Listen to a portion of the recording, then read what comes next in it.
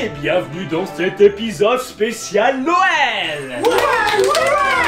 Ah, cette magnifique période de Noël où les films à la télé parlent de Père Noël et ont tous la même structure narrative et la même conclusion finale. Vous savez, au début, je voulais être entièrement déguisé en Père Noël pour faire cet épisode. Mais le premier costume était trop cher et le deuxième costume était trop cher. Mais c'est pas grave, on s'est quand même fait des super costumes, hein, Damien? Il m'a forcé. Et j'ai même mon sapin comme tout le monde, et si vous saviez ce que j'en ai chié pour le mettre ici, il y a déjà plus de place nulle part dans cette pièce. Du coup, j'ai dû me débarrasser de quelques cassettes. L'armée des 12 singes, oh non. Rencontre du troisième type, oh non. Batman et Robin. Ok. Enfin, on va dire que ça valait la peine, et j'ai même fait un sapin à Damien aussi.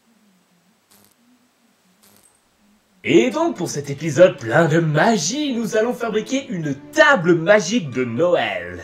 Quoi, vous auriez quand même pas préféré que je fasse Jack Skellington en taille réelle?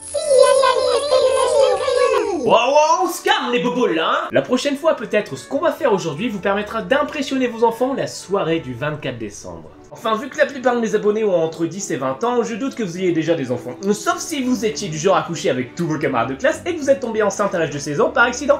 Là d'accord, bienvenue dans cette vidéo. Donc pour être plus clair, voilà ce qu'on va fabriquer. Dans votre salle à manger se trouve la table de Noël qui attend vos invités et juste à côté, votre sapin décoré avec amour. Bon, commencez pas à critiquer, je parle de ce qui se fait en général, alors si vous avez foutu votre sapin dans l'entrée, j'y peux rien. Et donc à côté de ce sapin se trouvera une belle table ronde. Ouais, c'est pas faux. Et en début de soirée, devant tout le monde, vous allez déposer 3 papillotes de chocolat sur la table en disant que c'est pour le Père Noël et qu'il viendra les manger lorsqu'il apportera les cadeaux. A noter que s'il n'y a que des adultes dans la salle, on va vous prendre pour un gros débile. Et à minuit pile, heure locale de passage du Père Noël, vous allez éteindre la lumière, ce qui va plonger la salle dans le noir. Vous allez attendre quelques secondes, il va y avoir un petit peu de bruit, et lorsque vous rallumerez, un cadeau sera apparu sur la table, et il ne restera plus que les papiers des chocolats qui auront été mangés par Santa Claus, le Père Noël. Vous l'aurez compris, cet épisode est sponsorisé par Coca-Cola. Et oui, parce que j'en ai marre des gens qui présentent le Père Noël comme quelque chose de concret. Les gens, parfois, ils manquent cruellement de finesse. Ouais.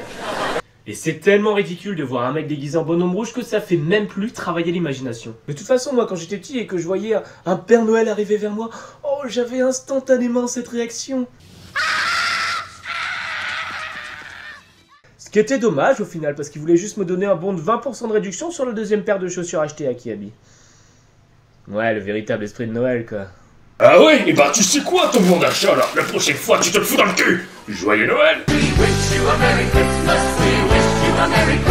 Mais oui les enfants, il existe, le vrai Père Noël, regardez, il est là! Ho ho ho! Comment vas-tu mon enfant? Mais ça va vachement bien, tu m'apportes ce que j'ai commandé cette année? Bon ben salut! Ok, eh bien si vous êtes toujours là, on va apprendre tout de suite à fabriquer cette table magique. Attention, dans quelques instants, début des opérations. La table sera fabriquée en fait sous forme d'ascenseur contenant 2 étages avec la table avant et la table après superposées de manière parallèle grâce à un rail de maintien qui sert d'axe général en soutien à chacun des 2 étages superposés. Alors si vous êtes déjà perdu, arrêtez tout de suite cette vidéo. D'abord il nous faut une colonne verticale de la hauteur de la table. Pour ce faire, moi j'ai utilisé ce qui me restait de l'armoire de l'épisode précédent. Vous vous rappelez ?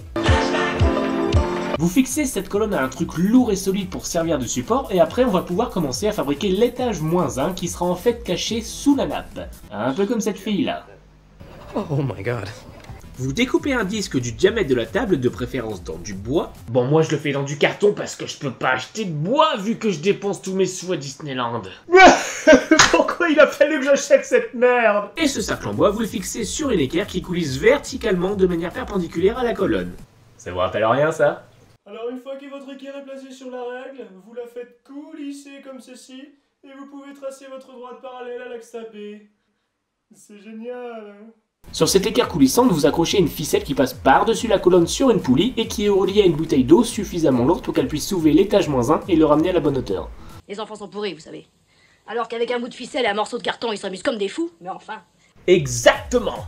Ensuite, il vous suffit de redécouper un deuxième disque en bois identique au premier. Bon, moi, je le fais encore dans du carton parce que... Vous attachez ce disque tout en haut sur une petite équerre et une charnière de manière à ce que l'étage puisse se replier vers l'arrière à l'aide d'un deuxième contrepoids et au bout d'une barre en bois qui fera levier. pouviez faire levier, je pourrais m'introduire. Et notre référent physique-mathématique ici présent va nous dire de quel type de contrepoids on aura besoin. Bah en fait le premier contrepoids doit être supérieur au poids de l'étage et au frottement de l'équerre. Et pour le deuxième, si on prend une barre de 50 cm, doit être 5 fois supérieur au poids du premier étage, vu que la force est à l'extrémité du disque et que les vecteurs sont inclinés à 30 degrés de leur résistance directionnelle. En gros, il faut une bouteille de 2 litres. Ah bah fallait le dire tout de suite. On a donc besoin de bouteilles de 2 litres et surtout pour les remplir, on a besoin d'eau. Voilà, toute la partie mécanique est faite. Maintenant, il reste plus qu'à décorer tout ça pour que ça ressemble à une table. Et pour ça, on prend un grand bout de carton et une nappe rouge qu'on met autour du système. Et pour faire le dessus, on prend un morceau de tissu doré pour chaque étage. Bah oui, hein, parce que rouge et doré, c'est les couleurs de Noël, hein. En plus, ce truc, c'est trop beau. Enfin, c'est doré, ça brille, c'est doux. Oh, je suis une princesse. Essayez de ne pas trop partager cette vidéo. Pour l'étage -1, vous laissez dépasser les contours du tissu sur le bord et vous déposez le cadeau au fond avec les papiers de chocolat vides. Et vous pouvez même laisser un petit mot signé de la main du Père Noël pour faire plaisir aux enfants. Ensuite, il ne reste plus qu'à refermer le premier étage, de déposer un deuxième tissu doré dessus et de cacher les petits trucs qui dépassent avec des décorations. Et votre table est prête. En gros, c'est comme si on apprenait à faire un tour de magie, quoi, mais avec du carton et des ficelles. Petit joueur. Petit moldu. Donc pour actionner tout ça, il suffit d'attacher les deux contrepoids à des goupilles reliés à une ficelle sur laquelle il faudra tirer pour déclencher le système. C'est cela, oui. On fait un test?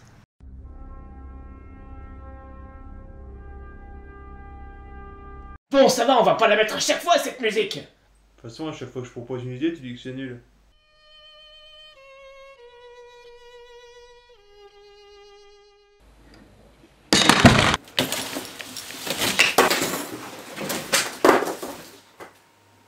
Ça marche!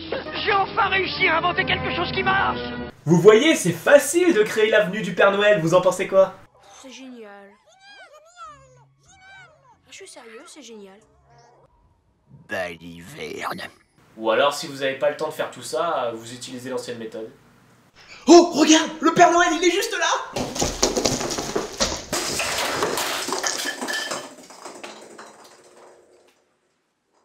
Quoi que vous fassiez, l'important c'est d'essayer de dématérialiser un peu cette idée de Père Noël et de le rendre plus abstrait, parce que plus une légende est physiquement explicable et plus elle se rapproche de son incrédibilité. Et c'est comme ça qu'après on nous casse les couilles avec des questions du genre: mais le Père Noël est trop gros, comment il descend dans les cheminées? Qui c'est Santa Claus? Et les reines, comment ils volent? Parce qu'ils ont pas d'ailes. Mais il y a plein de maisons où il n'y a pas de cheminée. Et dans ce cas, par où ils rentrent? Et pourquoi une grande échelle? Parce que quoi qu'il arrive, vous ne devez pas oublier que le véritable esprit de Noël se trouve dans ton cœur. Finalement, cet épisode est aussi sponsorisé par toute l'Amérique. Eh mec, on peut mettre qu'un seul cadeau sur ta table? C'est de la merde, moi j'ai une grande famille, j'ai toujours plein de cadeaux, alors comment je fais? Oui, d'accord, on peut mettre qu'un seul cadeau, mais je me tue à te dire depuis le début que cette table sert de symbole pour dématérialiser un stéréotype. T'écoutes jamais Bruce Wayne ou quoi? Et puis de toute façon, les jouer par dizaines à Noël, c'était bon à une époque, mais de nos jours... Cher Père Noël, cette année je voudrais un nouveau processeur Intel i7 pour mieux gérer les flux de mouvement dans Minecraft. Et accessoirement, un paquet de clopes. Carrément. Moi, à cette époque, je voulais pas plein de cadeaux, il y a un truc que je voulais, un seul. C'était Emilio. Emilio t'apporte les cadeaux, Emilio le robot rigolo. Emilio, t'es idéal. Ah, Emilio, la pub disait qu'il pourrait faire tout ce que je voudrais, qu'il m'apporterait des croissants sur son plateau et tout. En fait, c'était de la merde. Il faisait pas du tout ce que disait la pub.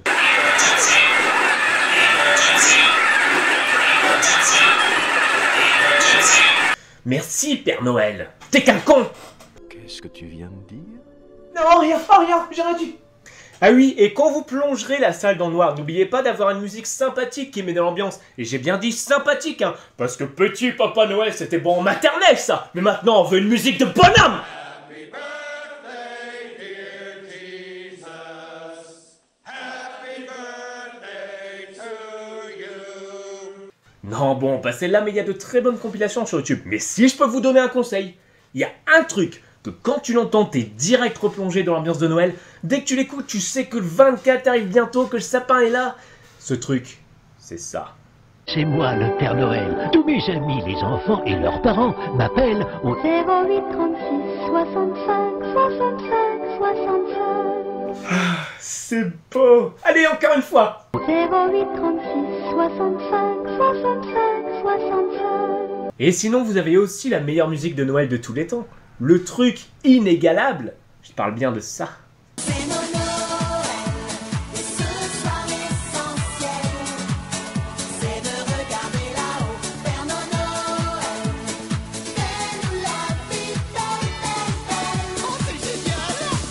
Voilà, vous savez comment réussir votre soirée de Noël. N'hésitez pas à laisser des commentaires pour me poser des questions ou alors pour me dire que vous m'aimez beaucoup.